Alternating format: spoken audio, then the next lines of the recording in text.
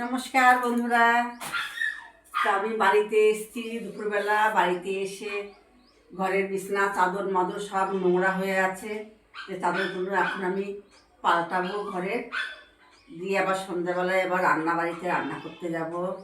তাই ভাবলাম যে বাড়িতে থাকা হয় না, বাড়ির কাজ টাজ কিছু করা হয় না, সে ভাবলাম যে চাদরগুলো বিছনা চাদরগুলো আমি পাল্টিয়ে নিই। দেখো বন্ধুরা, আমরা গরিব মানুষ, আমাদের বিছানাপত্র ভালো না, বুঝেছ?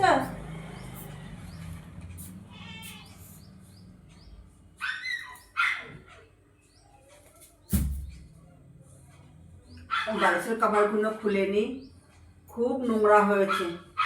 এইগুলো এখন খুলে ভিজিয়ে রাখবো রাত্রিবেলায়, সকালবেলায় কেচে তারপরে কাজে যাব।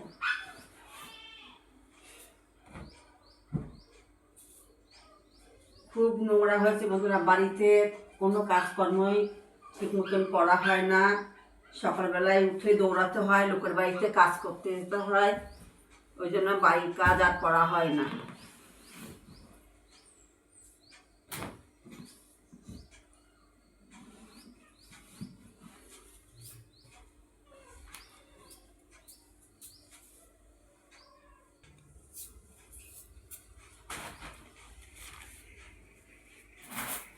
একটা এই আমাদের ঘরটা বড় তো, ওই জন্য একটা ঘরে দুখানা খাট পাতা।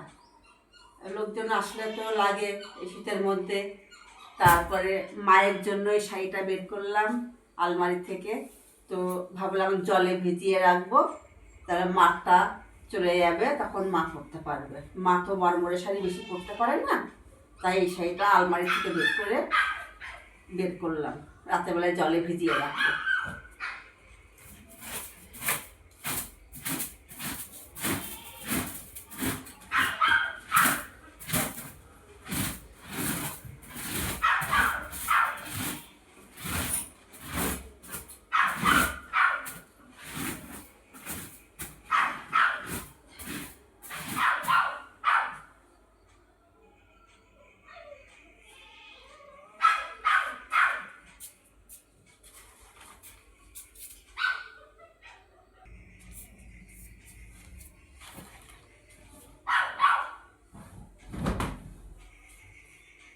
পাশের বাড়িতে সব কুত্তা আছে, ঘেউ ঘেউ করে ডেকে যাচ্ছে, বাড়িতে কেউ নেই যে।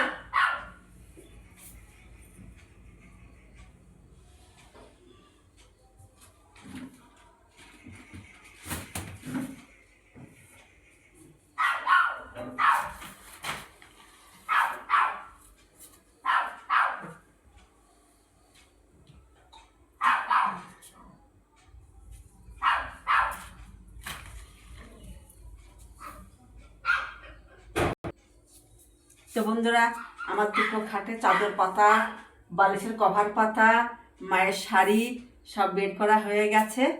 তো আমরা গরিব মানুষ, তাই আমাদের বিছানাপত্র চাদর অত আপনাদের মতো সুন্দর না।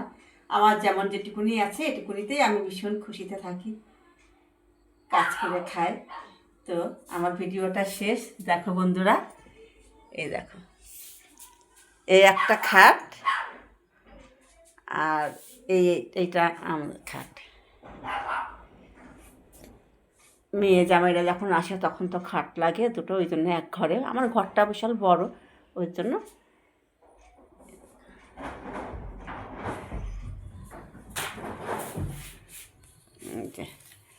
বালিশের কভার ঢুকিয়েছি, খাট।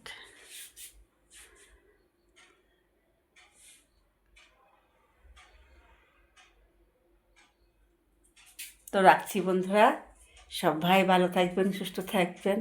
সন্ধ্যা হয়ে এলো, যাই কাজের বাড়িতে, আবার রান্না বান্না করে আসি। হয়ে যাবে, 1-1.5 ঘন্টার মধ্যে হয়ে যাবে।